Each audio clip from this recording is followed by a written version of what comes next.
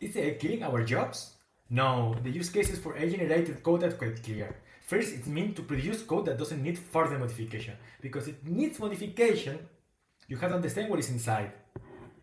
And it's also have to be good enough as is, because AI is non-deterministic. So you have to be happy with the generated content.